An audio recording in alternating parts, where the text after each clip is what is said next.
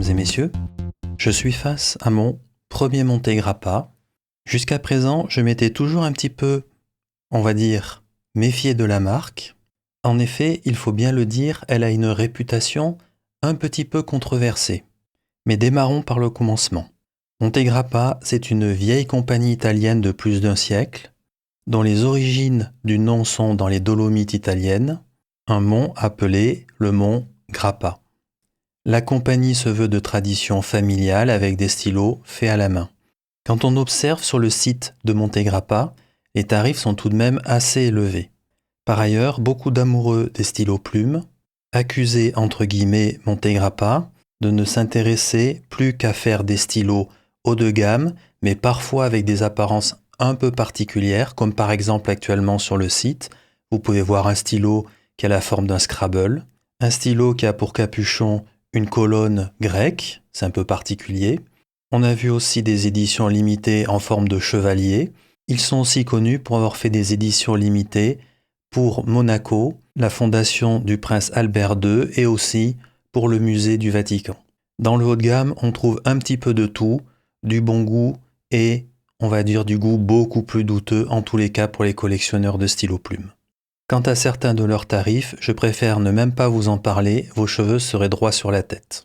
Mais revenons aux quelques stylos un peu plus simples qui sont faits aujourd'hui par Montegrappa. Vous avez en face de vous le Montegrappa Elmo 02 Croda Rossa. Croda Rossa veut dire roche rouge, un rouge dû à l'oxyde de fer, et en géographie on l'utilise aussi pour désigner des sommets montagneux, et les Italiens l'utilisent beaucoup justement pour les Dolomites, pour les sommets des Dolomites. Revenons quelques instants aux tarifs.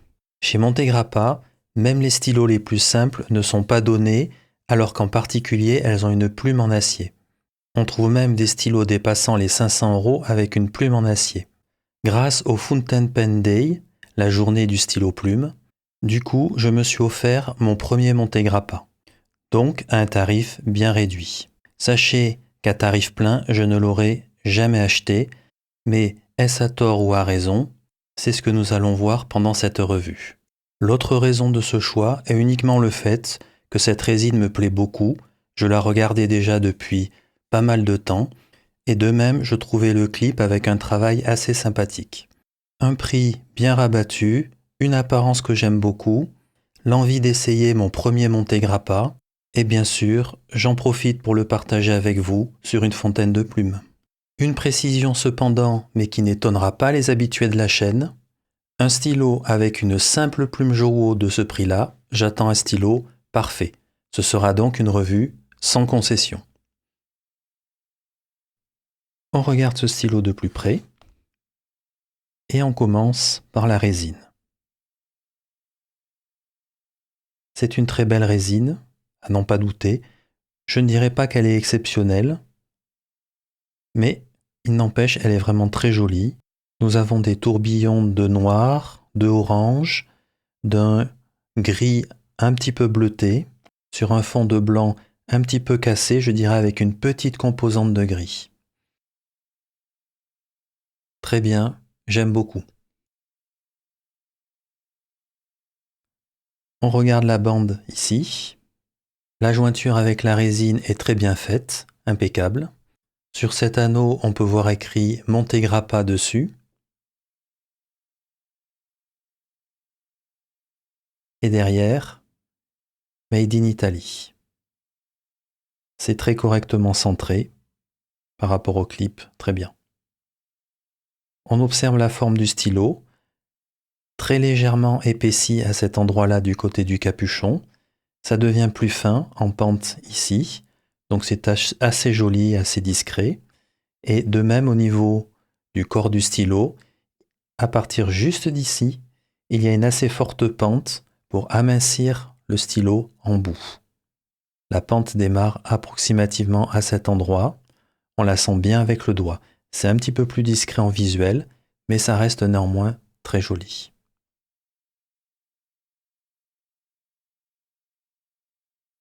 Côté finial, c'est du classique. C'est un cône un peu aplati. De même de ce côté, côté capuchon. Le clip se veut une réminiscence de l'Art déco de 1920, avec les rainures comme ceci. Il faut reconnaître, c'est un très joli clip. Par contre, j'ai un reproche à lui faire, c'est qu'il est un petit peu pointu, alors pas très pointu, mais ça agrippe bien le doigt.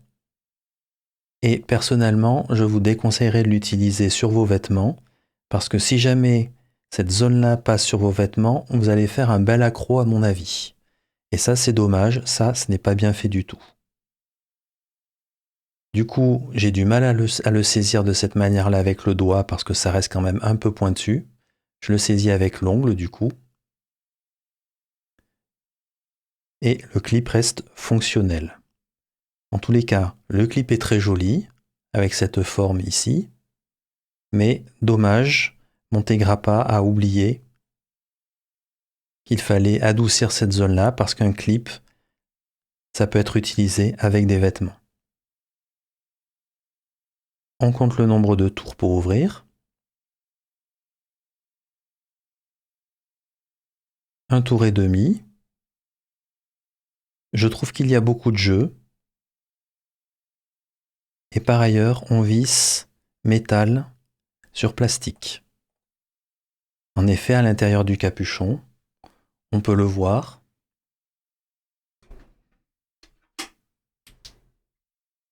Je vais essayer de vous le montrer. C'est du plastique. À l'intérieur, tout est correctement fait, pas de souci. La plume devrait être bien isolée.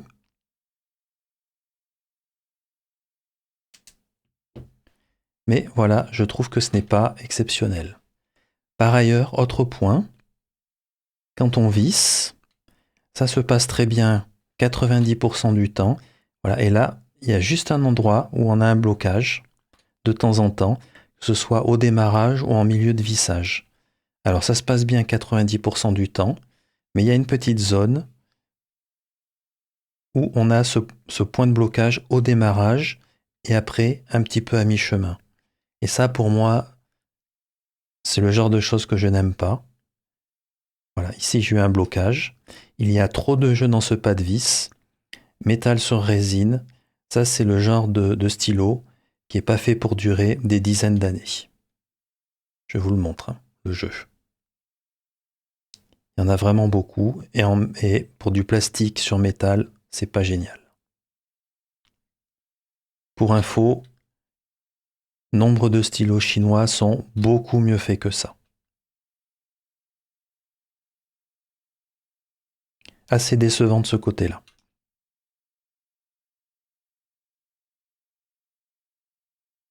La plume, avec un très joli motif. Il y a écrit Montegrappa Italia.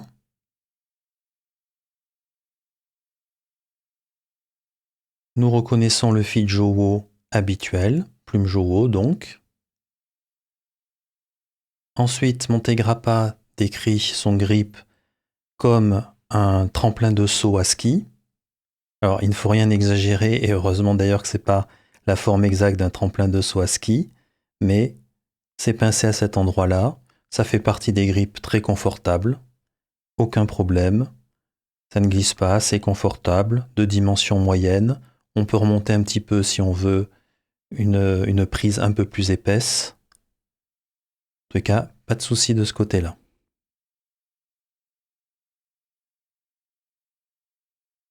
Je dévisse le corps du stylo. Métal sur métal, avec assez peu de jeu finalement, un petit peu, mais relativement peu. Donc on dévisse sans problème, métal sur métal. Ici nous avons un convertisseur qui se visse, chose que j'aime bien. Rien de spécial, hein, c'est un Schmitt fort probablement, il y a juste écrit Montegrappa ici, mais vraiment rien de spécial, ça ressemble à du Schmitt très fortement en tout cas. Ici nous avons pour le convertisseur du métal. On dévisse la plume et on vérifie le nombre de tours. 1, 2, 3, 4, 5, 6, 7. Bon, c'est impeccable de ce côté-là. Pas de souci, la plume peut se retirer avec le housing sans problème.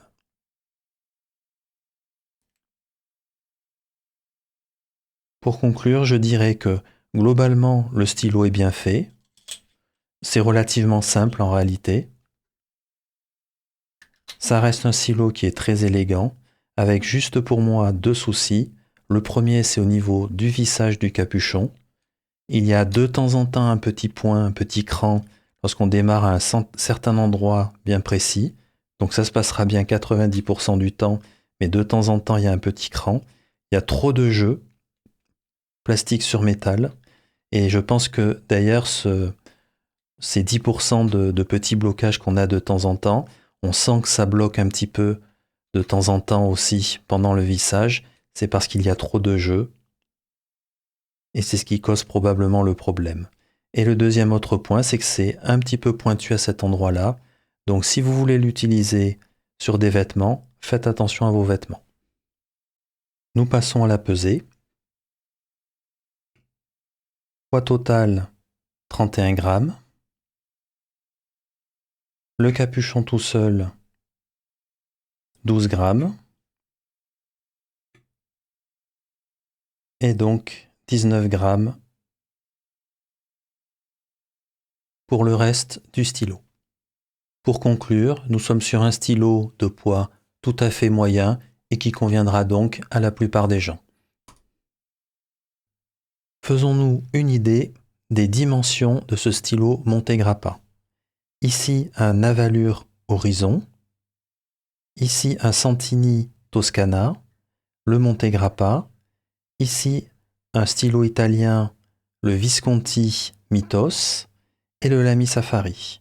Le plus long sans problème est le stylo de chez Navalure, suivi tout de même avec une bonne marge en retrait le stylo Montegrappa, pas très loin ou pratiquement même à égalité le Visconti, le Lamy Safari et un tout petit peu en retrait le stylo Santini.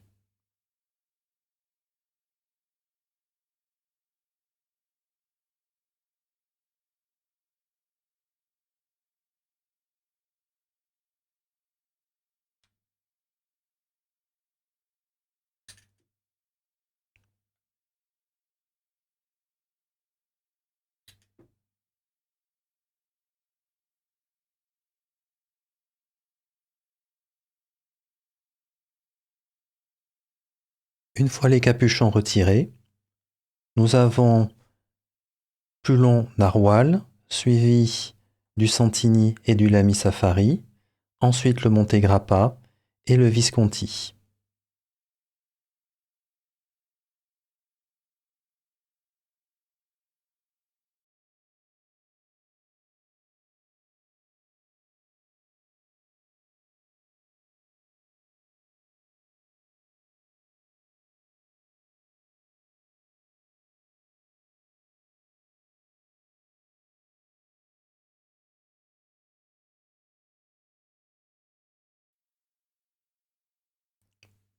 J'ai mis les capuchons à l'arrière de ces stylos. Le plus long reste le narwal Navalure. Et après, on va dire, il y a certes le Lamy Safari, mais après nous sommes pratiquement à égalité entre tous les stylos. Le Montegrappa poste très bien, il n'y a pas de souci. C'est même très agréable parce qu'il y a une pente à ce niveau-là. Donc du coup, la main, en tous les cas, dans mon cas, repose au niveau de la pente. Donc ça fonctionne très bien. Au niveau de l'équilibre, c'est très bon, pas de problème. C'est un stylo qui fonctionne très bien une fois posté. Si on ne le poste pas, il n'est pas très long, donc il faudra faire attention pour les plus grandes mains. Ça devrait passer, mais ça sera peut-être un petit peu limite. Du côté du grip, si par exemple je mets à côté le Navalure et le Santini,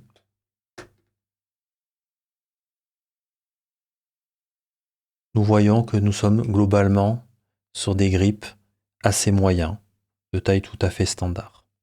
Rien de spécial de ce côté-là.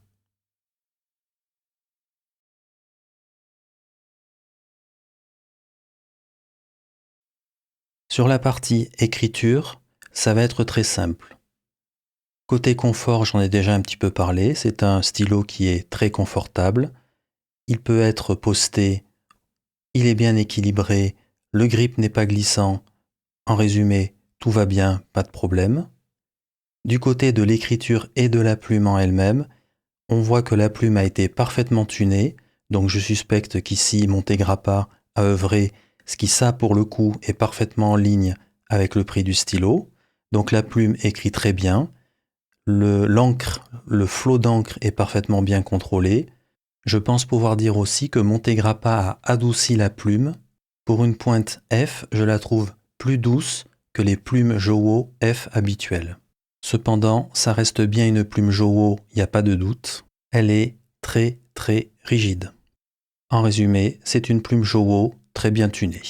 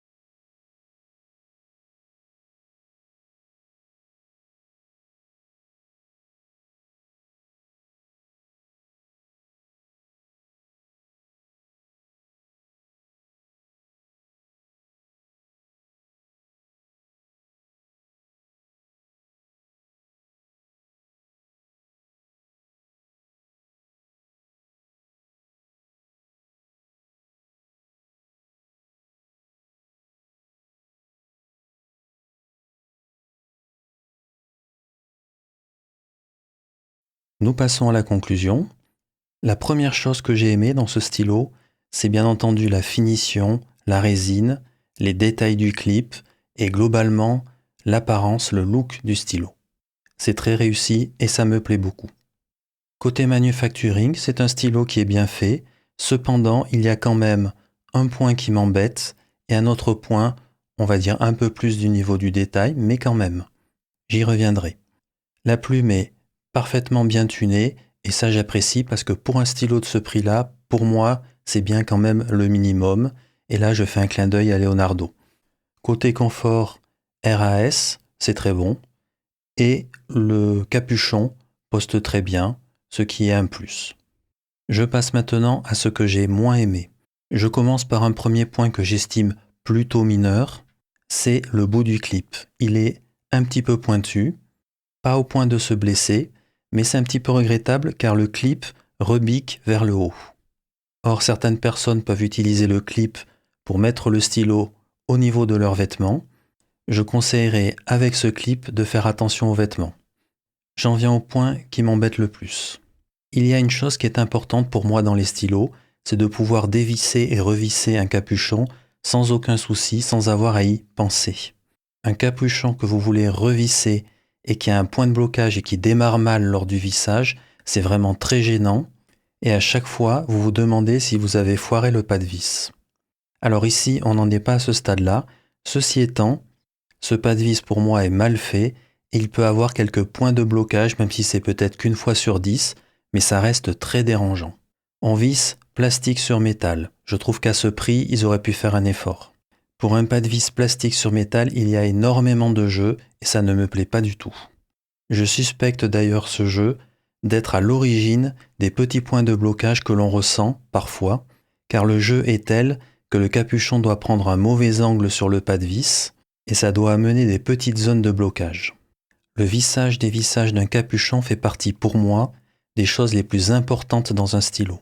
On peut le faire des dizaines de fois dans une journée et il faut pouvoir le faire à tous les coups, tranquillement sans y penser, sans être inquiet de foirer le pas de vis. Avant-dernier point, la plume Jowo, et oui, encore et toujours elle à 15 €. Allez, disons 25 parce qu'il y a eu le réglage de la plume. Après avoir entendu toute cette conclusion, je crois que vous allez vite comprendre ce que je vais dire maintenant à propos du prix de ce stylo. Le prix normal de ce stylo, c'est juste pour moi du délire. Absolument rien ne justifie ce prix dans ce stylo. Personnellement, je suis content de l'avoir eu avec un gros rabais parce que je pense que le Elmo 02 est en passe d'être remplacé par le Elmo 02 Plus qui lui aura un piston. Cependant, le prix du Elmo 02 avec piston est encore plus élevé. C'est n'importe quoi. Et comme je suis très affirmatif du point de vue du prix, eh bien entendu, je vais vous le démontrer. Quand j'explique que le prix de ce stylo Montegrappa, c'est n'importe quoi, eh bien je vais vous le démontrer et vous donner des alternatives très simples, mais il y en a tellement que je pourrais sortir 50 ou 60 ou 100 stylos très facilement sans problème, qui sont d'un niveau de qualité équivalent et qui sont soit moins chers, soit de meilleure qualité et au même prix. Voici 4 exemples typiques. Alors nous avons ici un stylo Santini, le Toscana. Il coûte un peu moins cher que le stylo Montegrappa, pas beaucoup moins cher mais un petit peu moins cher. Donc nous voyons qu'il est très très beau, il y a un vrai travail au niveau des bandes et anneaux, partout. Nous avons le droit ici à une plume en or, avec énormément de grinds différents que vous pouvez demander sans aucun problème. Donc on va dire sur un niveau de prix à peu près équivalent, vous pouvez avoir, il existe 2 modèles chez Santini, et vous pouvez avoir une plume en or, grindée par un Nibmeister, avec énormément de choix possibles. Premier exemple, à prix, on va dire, équivalent, même un petit peu moindre. À prix réellement moindre, nous avons ici ce stylo Visconti, qui coûte réellement beaucoup moins cher, qui est avec une plume en acier. Ce stylo Visconti est le Mythos, mais vous avez aussi les Van Gogh, Rembrandt, etc. De mémoire, la plume, c'est une Jowo avec un housing Schmidt. Et vous voyez un très très beau travail au niveau de la bande. C'est un stylo magnétique, c'est très agréable.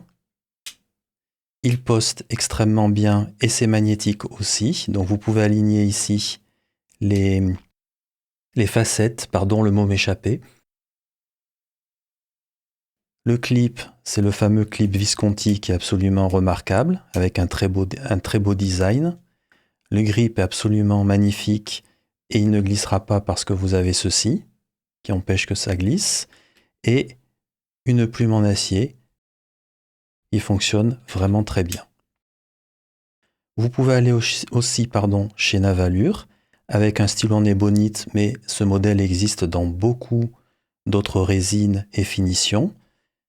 C'est le Nautilus, et en plus, c'est un piston filler.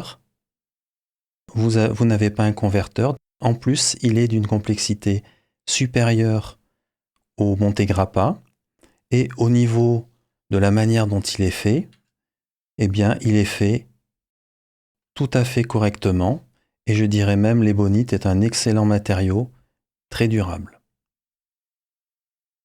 Enfin, vous avez carrément la possibilité, et c'est représenté par ce stylo, d'aller chez un artisan et de lui demander un stylo avec n'importe quel blanc avec lequel il travaille. Il y a beaucoup d'artisans.